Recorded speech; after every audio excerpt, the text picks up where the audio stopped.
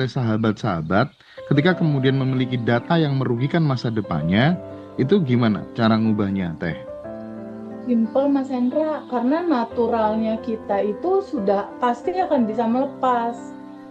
Contohnya, contoh Ibu Ira itu ada cucunya ya. Aku juga punya anak kecil umur 2 tahun.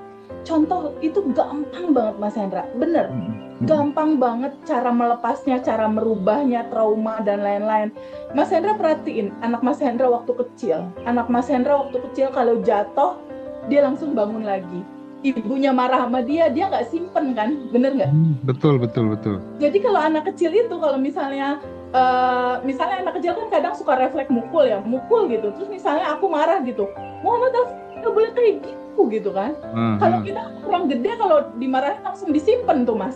Si Bener, kesalnya bener. marahnya langsung jadi dendam misalnya. Kalau anak kecil tuh cepat melupakan. Dia mengalir aja gitu, dia menerima dan melupakan. Jadi cara merubah datanya adalah pertama penerimaan. Hmm. Terima semua yang disajikan oleh semesta, berupa cerita bahagiamu, berupa cerita sedihmu, berupa cerita kamu dapat sesuatu yang membahagiakan atau dihantarkan kesedihan, karena kedua-duanya itu adalah cinta Mas Hendra direkam. Good. Ya, ya. Oke. Okay. Baik, kembali lagi kita bertemu dengan Teh Feby. Ada Bu Ira juga dan ada Mbak Fani, dan Ya, ya. nanti akan hadir beberapa alumni peserta Abundant Revolution lainnya. Teh Feby, Ya. aku beberapa kali bertanya ke banyak narasumber, ya. Eh, Intinya bahwa semua sepakat ketika kemudian kita itu menggetarkan sebuah perasaan penuh cinta, penuh syukur, penuh keberlimpahan, kehidupan seperti itu yang kemudian akan benar-benar terpantul eh, dalam hidup kita. Ya. Jadi hampir semua narasumber itu sepakat gitu. Misal nih ya, kan ada nih seperti case-nya Mbak Rosi Andriani kemarin, dia selalu berterima kasih saat mengeluarkan uang. Iya, Jangan betul. lupa nanti panggil teman-temanmu yang lainnya, yang warna merah, warna biru yang banyak ya, kan gitu ya. Ya, Nah, betul. itu kan sebenarnya goals-nya adalah perasaan yang berubah gitu loh. Betul. Perasaan yang berubah gitu. Terus belum lagi TVB sering ngingetin untuk mendoakan orang lain gitu, bahkan orang-orang yang menyakiti kita gitu. Nah, Ya. setelah mendoakan kan ada sebuah rasa yang berubah di dalam diri kita gitu. Nah, itulah yang kemudian membuat banyak teman-teman di Badan Revolution hidupnya berubah gitu. Nah, mungkin kita berangkatnya dari sini dulu, Teh Feby, sebelum nanti kita masuk ke yang lainnya. Silakan, Teh Feby. Iya, iya Mas Hendra. Hai Mbak Rika. Ya, Assalamualaikum warahmatullahi wabarakatuh. Waalaikumsalam. Memang nggak akan pernah ada habisnya Mas Hendra ketika kita ngobrolin soal cinta gitu. Karena Abundant Revolution itu intinya kan sebenarnya natural kamu adalah cinta tanpa batas, cinta tanpa syarat gitu. Inti natural kita tuh sebetulnya itu. Jadi sebetulnya abundant revolution itu Mas Hendra, kalau mau diambil intisarinya gitu ya, ini apa sih materinya, terus praktekin apa sih intinya, ini buat panduan juga ya, baik buat alumni ataupun buat yang baru mau belajar manifest istilahnya. Panduannya adalah panduannya itu dihukum semesta seperti cermin. Dia pasti akan memantulkan apapun yang kamu pancarkan secara rasa. Itu panduannya. Nah, substansi inti dari naturalnya kita itu kan sudah tanpa batas dan berkelimpahan karena kita adalah percikan ruhnya Tuhan atau percikan ruhnya Allah atau percikan cahayanya Allah atau percikan energi tanpa batas, bisa dikatakan seperti itu. Nah, ketika kita naturalnya adalah yang tanpa batas dan berkelimpahan, pada saat kita lahir kan biasanya tuh Mas Hendra mulai ada dogma-dogma ditanam, Iya. lalu nilai-nilai kamu kalau nggak kerja keras kamu nggak akan bisa dapat uang. Atau ada lagi nih di sebagian besar masyarakat kita yang punya dogma, kalau jadi orang kaya dihisapnya terakhir katanya gitu. Jadi harta kamu jangan banyak-banyak. Nah, banyak sekali yang jadi belief, Mas. Jadi belief, jadi dogma. Belum lagi ditambah ketika kita berinteraksi sama keluarga, sama ayah yang mungkin agak tegas, mungkin dia mukul, maksudnya baik, tapi jadi trauma buat anak.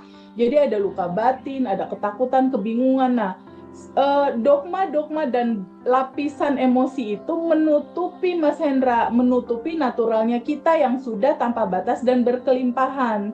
Oke. Akhirnya apa? Yang muncul ke permukaan kan rasa-rasa itu, rasa sedih, khawatir, kecewa, takut, bingung, cemas, dan lain-lain. Nah, rasa-rasa itu yang akhirnya ada di dalam memori, ada di dalam data, di dalam pikiran kita, dan data di memori itulah yang dipantulkan karena sebagian besar teman-teman itu memancarkan rasa yang mereka sebenarnya nggak mau itu terjadi dalam kehidupan mereka. Tapi kan mereka nggak tahu cara kerja hukum semesta seperti cermin raksasa itu, yang mereka akan memantulkan apapun yang kita lepaskan. Kuncinya itu Tuhan semesta tidak memberikan apa yang kamu inginkan, tetapi Tuhan dan semesta memberikan, menyajikan, dan mengantarkan apa yang kamu pancarkan secara rasa hati kamu. Jadi kuncinya di situ Mas Hendra, kamu memancarkan apa di rasa hati itu menggambarkan data di dalam pikiran dan perasaannya dia. Yang dia pancarkan itulah takdirnya. Begitu. Yang mereka pancarkan itulah takdirnya, yang mereka pancarkan itulah nasibnya. Kabar baiknya di Abundant Revolution itu dibuka, Mas Hendra. Siapakah dirimu? Bagaimanakah aturan semesta itu bekerja di dalam hidup kita? Dan bagaimana prakteknya gitu. Nah, kebanyakan di antara teman-teman itu cuma tahu teori aja kebanyakan, Mas Hendra. Tahu teori maksudnya gimana? Kayaknya udah cukup banyak yang membahas siapa dirimu. Sangat banyak yang membahas bahwa dirimu adalah yang tanpa batas dan berkelimpahan. Itu banyak yang bahas. Betul. Yang kedua, secara hukum semesta juga banyak Mas yang bahas bahwa daleman kamu sama dengan luaran kamu. Istilahnya gitu. Banyak Mas yang bahas bahwa apa yang ada di dalam diri kamu itu memancarkan realita kamu. Bahwa realita kamu berasal dari isi daleman kamu. Itu banyak Mas yang bahas. Yang tidak banyak dilakukan adalah bab 3-nya yang ada di Abundant Revolution, praktek. Praktek yang distimulasikan selama 1 bulan, itu yang tidak ada. Praktek yang distimulasikan, prakteknya berupa apa jadinya? Pertama, berupa sadar nafas syukur. Kenapa harus sadar nafas syukur? Bukankah di dalam proses sadar nafas syukur kita sebenar-benarnya menyadari bahwa energi tanpa batas itu masuk lewat hidung kita, bahwa napas itu adalah jembatan yang mengantarai antara tubuh kita yang ini dengan yang tanpa batas. Nah, ketika kita sadar nafas syukur, kita diajarkan bersyukur gitu Mas Hendra. Ini di poin latihan pertama aja udah ngasih data syukur. Ketika di sini udah mulai habitnya berubah dari yang dulu mengeluh, takut, cemas, menjadi bersyukur, berterima kasih, maka akan muncul apa di dalam realita Mas Hendra? Akan menjadi seperti apa yang dilakukan dalam habit yang baru. Habit pertama sadar nafas syukur. Habit kedua ketika sudah menyadari bahwa di dalam sadar nafas syukur, di situ kita merasakan bahwa oh ternyata kita tidak terlepas dari Allah yang maha besar, Allah yang maha tanpa batas itu, kita ada di dalam dia. Gitu. Jadi kebanyakan dari teman-teman yang putus asa itu kan dia merasa bahwa Allah jauh Mas Hendra. Padahal tuh kita ada di dalam dia. Mau kemana lagi kita Mas? Kita ada di dalam kumparannya. Kebanyakan teman-teman yang private coach sama aku, yang dia mau bunuh diri, dia cemas, dia udah merasa nggak ada solusi, itu karena merasa dia ditinggalkan sama Allah Mas. Merasa Allah jauh, merasa aku kayaknya udah berpaling dari Allah, udah menjauh dari Allah, aku kayaknya nggak disayang sama Allah, kayak ninggalin gimana Mas? Kalau kenyataannya adalah energi tanpa batas ini melingkupi diri kita, kita ada di dalam dia. Kita nggak bisa lepas dari dia, kita ada di dalam energi tanpa batas itu gitu. Dan setiap hari kita rasakan keberadaannya lewat nafas. Nah, kebersamaan inilah yang sangat indah sekali gitu di keluarga Abundant Revolution, yang mungkin hari ini akan diceritakan oleh Ibu Irma, Mbak Rika, sama Mbak Fani, dan nanti ada teman lainnya, Mbak Eka, menyusul gitu. Nah, itu yang tidak dilakukan di luar, praktek selama 30 hari ditemenin dalam WhatsApp group. Dan aku selama 30 hari itu juga aktif untuk menjawab WhatsApp teman-teman kalau teman-teman ada sesuatu yang perlu ditanyain gitu. Nah, itu yang tidak bisa dilakukan oleh banyak guru-guru, coach di berbagai macam pengembangan diri untuk mendampingi peserta ketika ada keluhan di WhatsApp, mau balas, kontaktabel gitu ya. Itu nggak semua orang bisa melakukan itu gitu. Menarik Teh. Mungkin teman-teman, aku sebelum ke Bu Ira dan teman-teman yang lain, tadi Teh Feby sempat menyinggung tentang, kalau tidak salah, tentang data. Ada data-data negatif yang ada di pikiran gitu. Teh Feby mengubah data yang negatif, yang kemudian itu sudah terinstall sejak kita lahir di sebuah lingkungan, itu otomatis selama 30 hari data-data itu apakah pasti akan berubah seiring berjalannya waktu, atau memang butuh trigger-trigger tertentu yang perlu dilakukan oleh sahabat-sahabat ketika kemudian memiliki data yang merugikan masa depannya? Itu gimana cara ngubahnya Teh? Simple Mas Hendra, karena naturalnya kita itu sudah pasti akan bisa melepas. Contoh Ibu Ira itu ada cucunya ya. Aku juga punya anak kecil umur 2 tahun. Contoh itu gampang banget Mas Hendra. Bener, gampang banget cara melepasnya, cara merubahnya, trauma dan lain-lain. Mas Hendra perhatiin anak Mas Hendra waktu kecil. Anak Mas Hendra waktu kecil kalau jatuh, dia langsung bangun lagi. Ibunya marah sama dia nggak simpen kan? Bener nggak? Betul. Jadi kalau anak kecil itu, kalau misalnya anak kecil kan kadang suka refleks mukul gitu. Terus misalnya aku marah gitu, Muhammad nggak boleh kayak gitu kan. Kalau kita orang gede, kalau dimarahin langsung disimpan tuh Mas. Si kesalnya, marahnya langsung jadi dendam misalnya. Kalau anak kecil tuh cepat melupakan. Dia mengalir aja gitu, dia menerima dan melupakan. Jadi cara merubah datanya adalah pertama penerimaan. Terima semua yang disajikan oleh semesta, berupa cerita bahagiamu, berupa cerita sedihmu, berupa cerita kamu dapat sesuatu yang membahagiakan, atau dihantarkan kesedihan. Karena kedua-duanya itu adalah cinta Mas Hendra. Kebahagiaan itu sama dengan keutuhan. Keutuhan itu artinya bahagia diterima, sedih diterima. Gitu. Punya uang diterima, uang diambil orang ya diterima. Itu keutuhan Mas, dualitas. Jadi kedua-duanya itu sama seperti Mas Hendra beli permen. Permen nih Mas Hendra. Permen itu kan luarannya kan ada plastik-plastik gitu ya. Dalamnya permen manis ya Mas. Sama kayak gitu. Bahwa kehidupan ini dalamnya mau packaging apapun, packaging kebahagiaan dalamnya cinta, packaging sedih, kekecewaan dalamnya juga cinta. Kenapa cinta?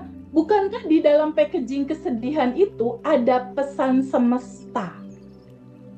Ada pesan semesta yang sangat indah untuk kita tahu bahwa kalau misalnya pesannya itu kesedihan, kita ke-trigger nih Mas Indra. Ke-trigger, pokoknya aku sedih atau aku marah sama si orang ini. Nah, si orang ini atau siapapun dia, mau itu dia mau itu dia teman yang bawa kabur uang kita, mau itu orang yang memfitnah kita, mereka itu cuma tukang pos. Tukang pos yang fungsinya jadi cermin. Tukang pos yang jadi cermin, yang fungsinya hanya untuk mengantarkan pesan. Lalu pesannya apa, Teh Feby, dari kejadian yang menggemaskan ini, yang membuat marah? Pesannya itu sama dengan apa yang kamu rasain. Yang aku rasain kesel. Nah, ya pesannya marah dan kesel, yang bagasi emosi kemarahan dan kekesalan itu masih ada di dalam diri kamu, di bawah sadar kamu, yang masih menyala, dan dia terus akan memberikan refleksi realita yang sama. Membuat kejadian jadi tambah bikin marah, membuat situasi baru yang akhirnya melahirkan ketakutan, kecemasan. Jadi sensasi di dalam tubuh itu, Mas, ketika kita ngadepin orang yang mengesalkan, itu tuh kayak notifikasi WhatsApp gitu, Mas. Mas Hendra kan kalau ada WhatsApp Kak, begitu ya, bunyi lah ya istilahnya, kayak notifikasi. Jadi kalau ada orang yang bikin marah atau bikin kesel atau kita ke-trigger, itu sama dengan semesta lagi berkomunikasi sama kita. Komunikasinya berupa apa? Kalau kita ke-trigger marah, ada pesan bunyi tuh dari semesta berupa orang ini nih datang si pengantar pesan. Pesannya apa? Kamu ngerasain apa? Kesel. Ya itu kesel. Maksudnya ya kesel itu masih ada di dalam bagasi emosi kamu. Si kesel itu, marah itu menutupi kelimpahan yang harusnya secara kesadaran dan natural itu kamu rasakan, dia muncul naik ke permukaan. Keren. Itu tertutup sama rasa itu. Jadi sebenarnya semua yang hadir itu adalah utusan. Ya. Utusan yang dihantarkan oleh semesta untuk kita membaca. Allah, semesta ini lagi ngomong apa sama kita.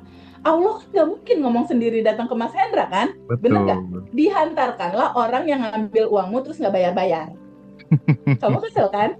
Iya, kesel. Kamu ke-trigger kan? Dia janji mau bayar, molor lagi.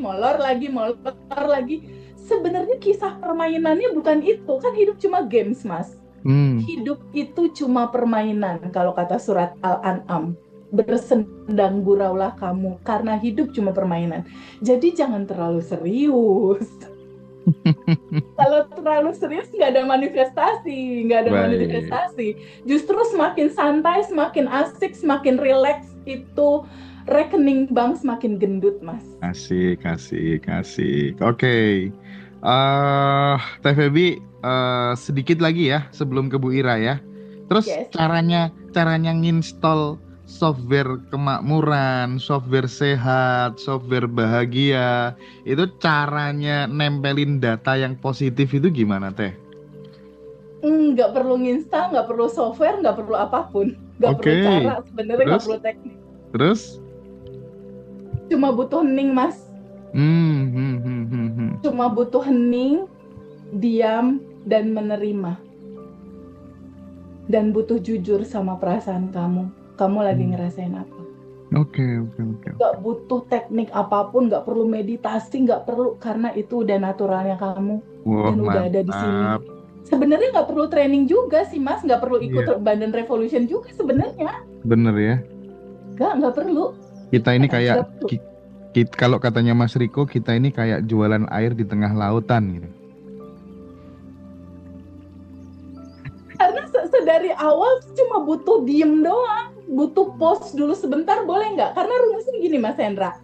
Saat pikiran itu diam, kesadaran dan natural kita itu naik, Mas. Saat pikiran rame, kesadaran dan natural kita itu tenggelam. Gitu. Jadi cuma butuh hening, diam, dan jujur sama diri sendiri. Kamu lagi ngerasain apa? Aku lagi dendam, kesel, marah. Ya udah, terima gitu. Jadi kunci dari Abundant Revolution itu adalah totally surrender, total menerima, total gitu. Rasakan penuh, sadari bahwa dia itu packaging dari cinta tanpa batas. Bahwa kesedihan ini juga manifestasi cinta. Bahwa pesan sedih yang amat sangat ini adalah pesan semesta lewat tukang pos, berupa rasa yang harus aku terima dan aku izinkan masuk ke dalam samudra cinta tanpa batas. Di titik kita menyadari bahwa ini adalah cinta, Dan di titik kita menyadari bahwa sejatinya kita adalah yang tanpa batas itu dan berkelimpahan itu, di titik itu datanya terurai, datanya langsung kembali Mas ke cinta murni tanpa batas. Dan kalau kayak SPBU kita mulai dari nol ya gitu. Baik, Dan baik. diinstal sama sending love, bukan diinstal sih sebenarnya, langsung kita lakukan sending love, happy, bersyukur. Jadi ya kejadian seperti yang terjadi sama Bu Ira, sama Mbak Ri, sama Mbak Fini gitu loh Mas. Oke, Gitu. nah aku sekarang coba geser ke Bu Ira ya. Jadi aku lihat kerpean dulu ya. Bu Ira itu kalau nggak salah dari batch 4 Betul. dulu punya hutang 275 juta. Kemudian tidak bisa segera melunasi karena menjual tanah warisan suami yang belum laku-laku. Terus setelah ikut kelas Abundant Revolution, ada sebuah perubahan yang sangat luar biasa. Nanti biar Bu Ira aja yang cerita, biar teman-teman tahu dan tentu bisikan hikmah, pelajaran dari apa yang dialamin oleh Bu Ira. Sepenuhnya waktu saya persembahkan untuk Bu Ira. Silakan Ibu. Assalamualaikum warahmatullahi wabarakatuh. Waalaikumsalam warahmatullahi wabarakatuh. Saya mengucapkan banyak terima kasih sama Teh Febi, sama Mas Hendra, yang dengan itu saya bisa menemukan ilmu yang sangat luar biasa ini. Yang Teh Febi tadi sampaikan pertama itu betul banget. Saya mengalami keburukan yang amat sangat sekeluarga bareng itu karena pada saat itu suami saya tidak diperpanjang, pensiunannya tidak diperpanjang. Padahal sama Pak Gus sudah bilang kalau Pak Rohim itu saya perpanjang 2 tahun, tapi jangan sampai lapor ke Jakarta. Ternyata ada temennya yang mengkhianatinya itu. Bapak menanyakan pensiunnya, langsung turun surat bahwa Bapak pensiun. Sebetulnya Teh, saya tuh sudah tahu bahwa semua atas izin Allah, tapi saya tetap dan amat sangat terpukul. Suami saya juga, akhirnya suami saya sakit dan keempat anak saya pun sama Teh. Seperti ada yang Teh Febi ceritakan tadi, ada lupingan itu, semuanya itu jadi jatuh semuanya Teh.